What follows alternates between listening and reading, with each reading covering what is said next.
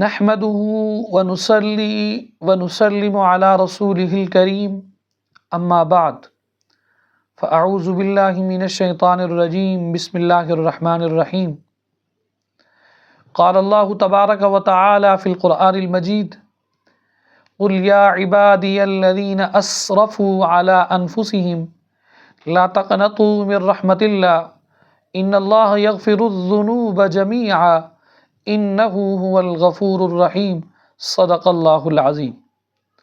محترم و مکرم و معزز و محتشم سامعین و ناظرین، آج کے درس کے اندر ہماری گفتگو کا عنوان ہے خودکشی کرنے والے شخص کے لیے کیا ایصال ثواب کر سکتے ہیں؟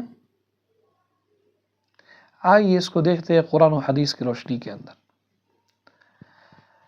اللہ تعالیٰ کا ارشاد ہے سورۃ النساء کے اندر 5ویں سپارے کے اندر موجود ہے، ان اللہ لا یغفر ان یشرک بہ ویغفر ما دون ذلک لمن یشاء ومن یشرک باللہ فقد ضل ضلالا بعیدا۔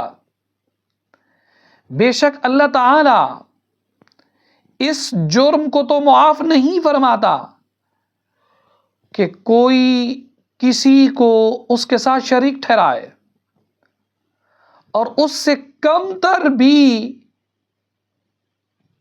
کسی بھی گناہ کو جس کے لیے چاہے معاف فرما دیتا ہے، یعنی اللہ شرک کے علاوہ ہر گناہ کو معاف فرما دیتا ہے۔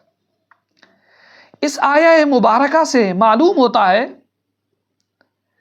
کہ اللہ تعالیٰ کی رحمت و مغفرت کسی کو نصیب ہو جائے تو وہ جس کے لیے چاہے کفر و شرک سے کم تر ہر گناہ کو معاف فرما دیتا ہے۔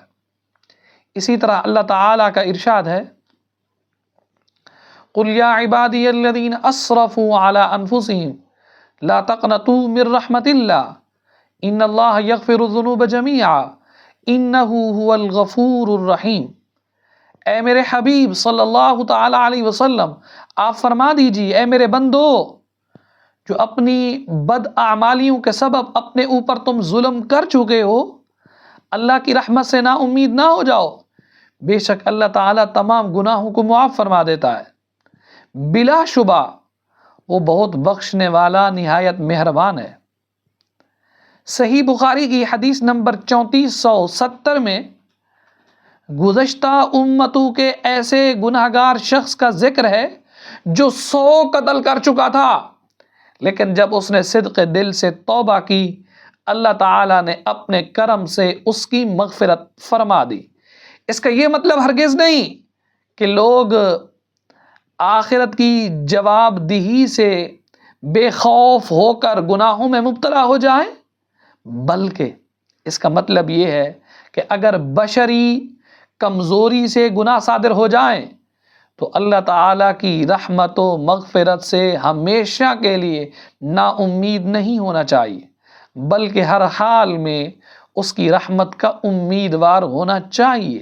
اس لیے جب ہر گناہگار کی مغفرت کی امید کی جا سکتی ہے تو خودکشی کرنے والے کو بھی ایصال ثواب کر سکتے ہیں، اس کے لیے دعائے مغفرت کی جا سکتی ہے۔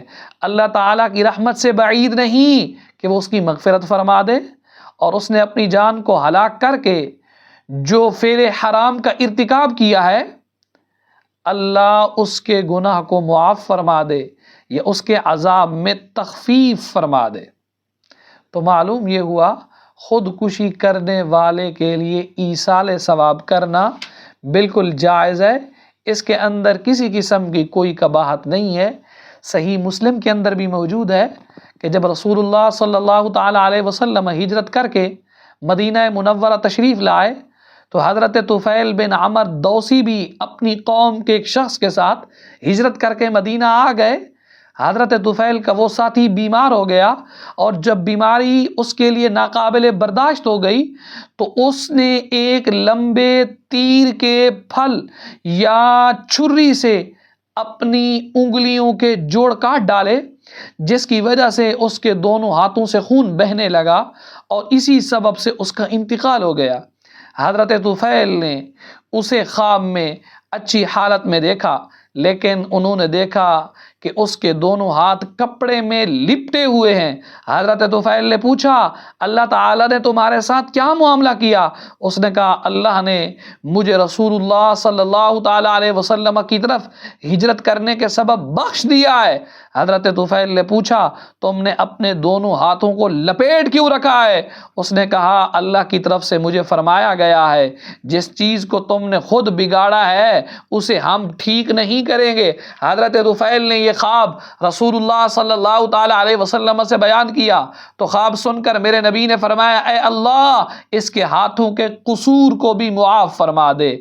اس صحابی کی موت اس کی انگلیوں کے جوڑ کاٹنے کے سبب زیادہ خون بہہ جانے کی وجہ سے واقع ہوئی، اس کے باوجود رسول اللہ صلی اللہ تعالیٰ علیہ وسلم نے اس کے لیے دعائے مغفرت فرمائی۔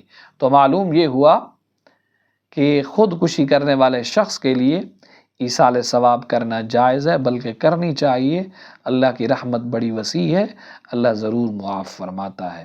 اللہ ہمیں عمل کی توفیق عطا فرمائے۔